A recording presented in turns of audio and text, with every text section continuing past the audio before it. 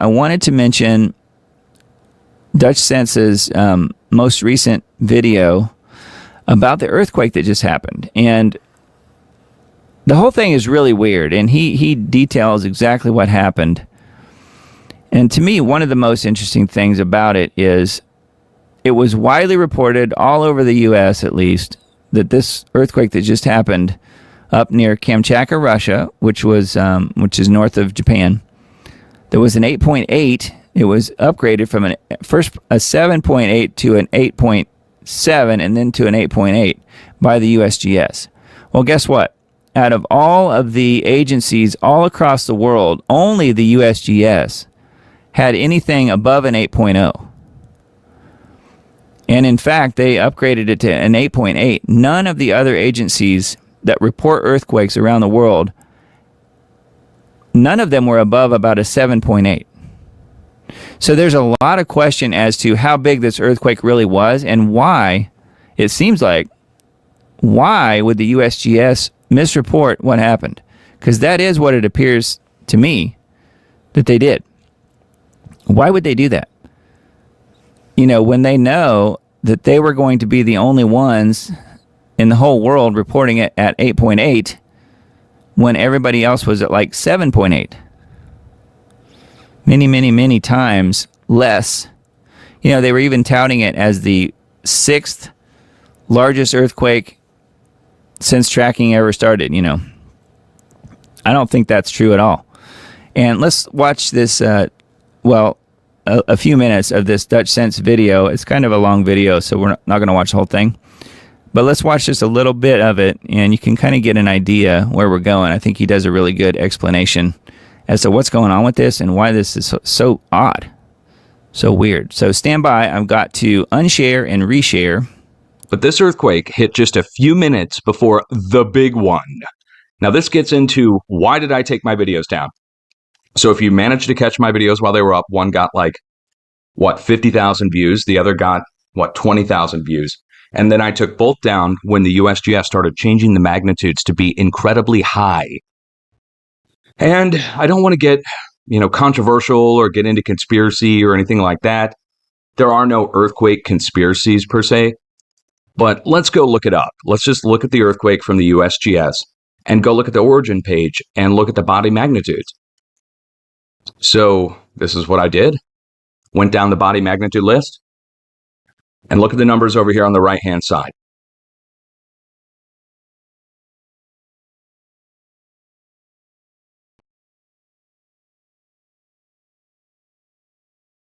Okay, and I'm getting quiet because look. First of all, look how many stations are reporting around the world and region.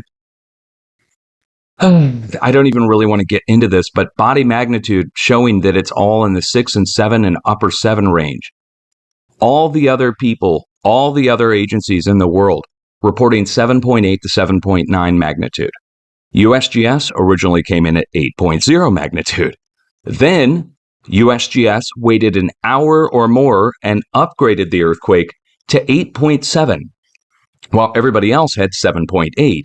The Russians, the Europeans, the Australians, New Zealand, they all had 7.8 to 7.9. USGS had 8.0. They waited about an hour, maybe even longer, then took it up to 8.7. Then took it up to 8.8. Then, at the same time they did that, they elevated the tsunami advisory to a warning and told everybody in Hawaii and even as far as the west coast of the United States that a wave was coming at them. However, the buoys did not reflect this. So the buoys didn't reflect it. The body wave magnitude didn't show it. And then all we're relying on is a cubicle farm of nerds at the USGS saying it's a greater earthquake, while even the Russians, when it's their actual territory where the earthquake is, as well as the Europeans, all reporting a full magnitude less. And the difference is there would be just a regional-wide tsunami here around where the earthquake is, and regional-wide damage that would be moderate but not incredibly huge damage. With a 7.8 to 7.9 earthquake, you would get a wave, but it would only go out to maybe the North Kuril Islands, maybe over to Alaska, maybe over to the west-northwest, up into Russia itself onto Kamchatka, and maybe going out this way. As it would go out, of course, it would dissipate and we wouldn't expect much to come into Hawaii at all. On a 7.8 to 7.9, maybe an 8.0 earthquake, you might get a minor 6-inch to 1-foot wave. You get bigger waves, sustained waves, even in storms in Hawaii from something that would be equal to a 7.8 to 7.9. I'm weighing this all in my head. I've got people asking me, should they evacuate to higher ground?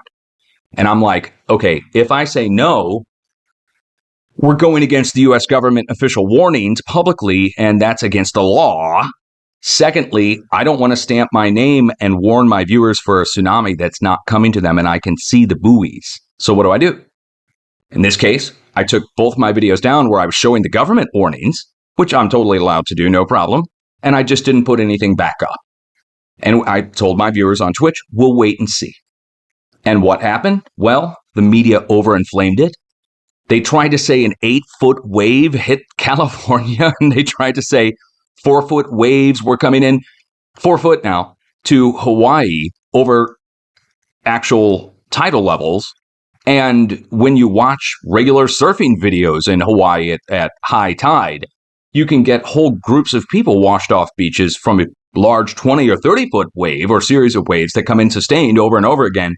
And they're like tsunamis, but they're just from storms or swells out in the Pacific. Much, much bigger at any given time in Hawaii.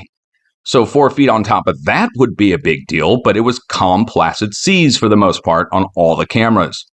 So we're watching, we're waiting, we're all watching and waiting because the USGS upgraded the earthquake from 8 to 8.7, then 8.8. Let me explain the difference on magnitudes when we get that big, right? Like the difference between an 8 and an 8.8, you might just say, oh, it's just 0.8, Dutch. No, the difference on large earthquakes like this, when you add 0.8 onto an 8, it's like adding 8 8s onto it, or 1,000 6s onto it. To get it up from 8 to 8.8, you have to add in 1,000 6.0 earthquakes. It's an insane upgrade that I didn't trust. Not trusted enough to tell my family on the West Coast that they need to be prepared for a tsunami. And for my viewers in Hawaii who are watching on Twitch, I just told them, look, we're going to sit back and watch. I would listen to your local authorities. Your local authorities are going to be monitoring the actual drawback of any water. And if there's any kind of actual wave that comes in, they will tell you. You should listen to your local state authorities. And of course, national warnings you should also listen to. I'm not here to contradict any warnings. But when I was looking at the buoys, and the buoys are showing a disturbance just around where the earthquake is, and the wave activity is reflecting that, and the size of the earthquake reflects that at every other agency in the world, and the USGS comes in and does a crazy upgrade by 10 times power, then they flex the arms of Big Brother to get everybody in the military and National Guard and issue all the warnings and evacuate to higher ground. And I just sat back and watched it all happen. No comment at all, because I do not want to be interfering with government stuff during disasters. That was an article they even wrote about earthquake forecasting, was that they were worried that earthquake forecasting people would be getting in the way of the government during a disaster. So I backed out completely and still stayed live, of course, explained myself in a post over on my YouTube community page and live on Twitch. And here we are now. So what came into Hawaii? Nothing. Just a little blip, just like we would expect, like I told you that day. And nobody else upgraded their earthquake to be 8.8. USGS sticking to their guns. They're trying to say it's the 6th largest earthquake in recorded history. I mean, there's just so much wrong with this. So what's happened since? Now, let's take a look. So now that you understand why I don't have... Oh, my videos were all showing the quote-unquote tsunami advisory and warning and so forth, and showing the buoys, and I talking about it being an 8.7 to 8.8 earthquake. So that was, again, I don't want to have my name stamped to something that I know to be completely false. So it was a whole magnitude less. And when you get to that large level earthquake, 8.0, it's a whole magnitude less at a 7.8. You would expect a regional tsunami around Russia, maybe going over here into Alaska, and maybe going a little bit down into the Kuril Islands. You would expect an advisory to go out to areas further away. Just saying to keep an eye out if you're a boater or something, you're out there, you got some weird rip currents or something. But other than that, you would just warn around the area, and you wouldn't panic the whole world. So the difference is huge. But since then, something happened. Take a look at the screen. So we're going to zoom in. These are all the earthquakes that struck, including the 8. You can see where the 8 is. It's the huge ring up here on the north side of all this. So these are not aftershocks. Aftershocks would be around where the big earthquake is. Maybe 50 miles, maybe even if you want to be generous, you could give it 100 miles out. This is 500, maybe now 600 miles to the south. All of this has happened since the big one. Let's get all the smaller earthquakes out of there, the 4s and 5s and 6s. Look at the 5s and 6s. So it's about 400 to 500 miles of area along the plate boundary system. So let's go look at the USGS plate boundary system, which we can rely on for sure. And it's the red lines I show you in all my updates. So hopefully you can see this here on the screen. This is the Pacific plate, and these are the red lines around it, of course, that define the plate boundary. There's Kamchatka, Russia, and the big earthquake struck on the north side of all this hot mess. This is 24 hours worth of earthquakes from the USGS. So this is not reflecting the last week that I'm showing you here, 4.0 and greater. It's just a hot mess. Let's turn off the rings. Look at this. These are all 4s, 5s, 6s, and near 7.0s that have struck for about 400 miles to the south, going down to the Kuril Islands. So they're not aftershocks. What are they? Well, when you see something like this, just without the numbers, let's turn the numbers off. Turn the rings back on. You see something like this, you might expect it to be called a slow slip. Now, a slow slip is just a term that's used to describe when a plate boundary, like where this red line is, starts to shift and move over a long period of time. You'll see something like this, but it'll be 0s, 1s, and 2s at the most. An example of this would be off the west coast of the United States, for instance. So over at Vancouver Island or over off the coast of Washington State, there's slow slip activity that's going on that looks just like that, but it's all 0s, 1s, and 2s. Microquakes as the plate shifts. And let me show you what's there off the coast of the United States. The Juan de Fuca subduction zone.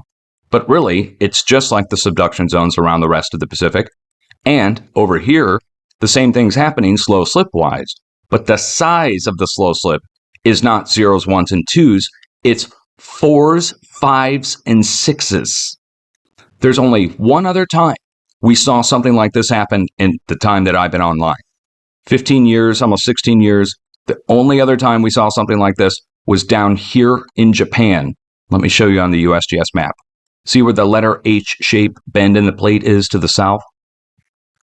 On March 9th of 2011, a 7.2 to 7.5 earthquake struck here southeast of Tokyo, right on this plate boundary right here.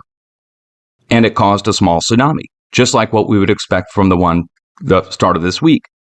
And it caused moderate damage in Japan. When that happened, after that, the same kind of thing that's going on up here happened going up the coast of Japan this way to the north.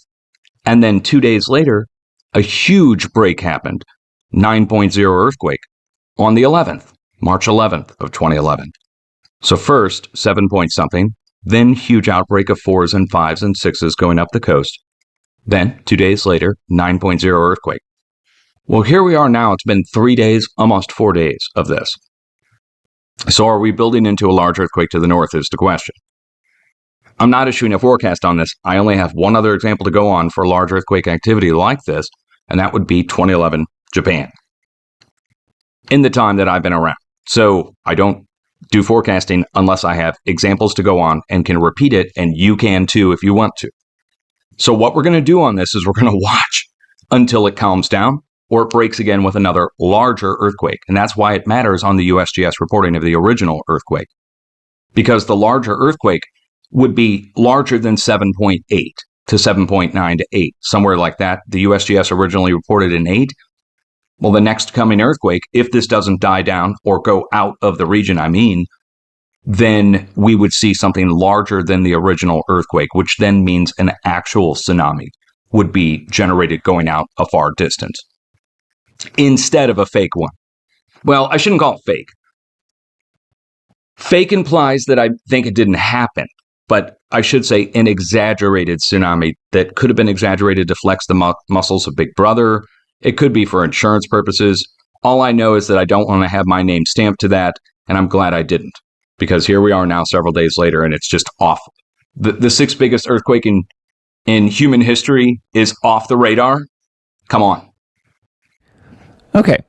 I thought that was pretty interesting. I cut it short just because it's a long video, and what he's going over there, I think, is really an interesting idea here, that USGS purposely exaggerated this earthquake. Why? Why would they do that? I would say one thing he didn't mention is perhaps because of AI.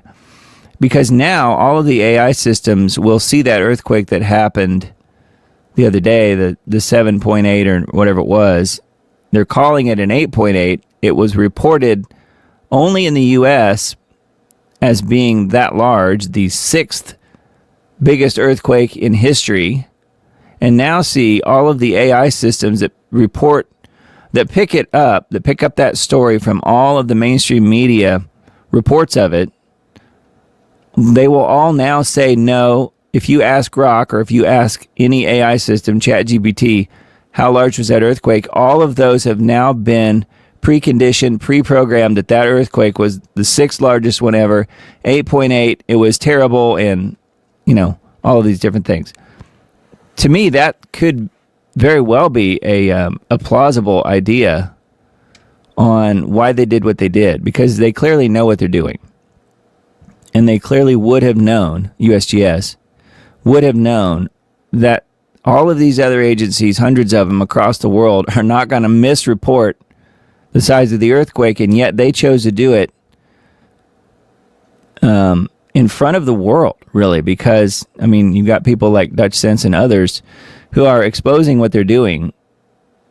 The question is why? Why would they do that? Now, one thing I noticed was when this all happened, the sheer panic on X, on the X platform, and I suppose that will now also roll into the whole AI thing that will be picked up, because you had a lot of AI-based videos that were completely fake, showing these huge waves taking out massive buildings that never happened, and it was purported and reported as real, and that was actual footage, and it was simply tricking people. It didn't happen. So it wasn't that bad. I'm sure there were some instances of, property loss and whatever else. I don't doubt that at all. The question is, how bad was it really? And why would the USGS do what they did? Why would they misreport this? I personally think that it had something to do with feeding that information, that large language model, feeding the large language model with misinformation to show that as history will remember this earthquake now based on what the USGS says, not what all those other agencies said. So, a year from now, when people look back on the largest earthquakes in history, this will be one of them, even though it really wasn't. So this is, to me, a pretty interesting conspiracy that, Dutch started out by saying there are no conspiracies in earthquakes. I think we just found one, don't you? It sure seems like it to me. I just thought that whole thing was really bizarre, and I wanted to point that out to you guys just because I felt like he really uncovered some really interesting stuff about this, and it was being misreported as far as how bad it was, and you have all the fake AI videos out there on X and probably other platforms, I'm sure, as well. And it's hard to tell. They're so good. It's hard to tell which ones are real and which ones are fake. So I think we're seeing here the way all of these types of things are going to be reported and taken care of in the news cycle. They're all going to be massive lies, or at least some things are. And you can see how easily it can be shaped. The whole narrative can be shaped. So the other interesting thing that he mentioned here was what he's talking about as far as the slow slip with rather large earthquakes going for several hundred miles to the south. You would call that a swarm on many other situations, but he said that he saw the same thing happen in 2011, and a few days later, the big break happened when they had the 9.0, which caused the Fukushima disaster and so forth.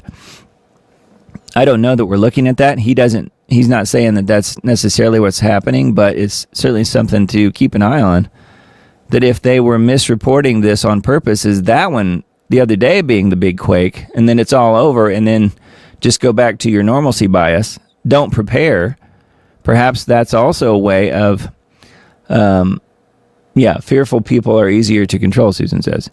Yeah, perhaps that is also a way of making sure people stay in harm's way. If they let their guard down, thinking, oh, well, that was the big one, now anything after that will be small ones, when, in fact, maybe that wasn't the big one. That was the prequel to the big one that may be coming. I don't know. So the good news is there's not a lot of people in that area of the world. However, a tsunami could be a whole other story, because a 9.0 will undoubtedly create a massive tsunami. An 8.0 usually does create a tsunami. And they had the fake numbers at closer to a 9 that produced very little tsunami. So I don't know. The whole thing is just really strange to me. But applying the same concept of fear, COVID equals death, to climate change, simply to instill fear. Maybe it could be. Fearful people are easy to control. Yeah. So I think you have a good point there, Miss Susan.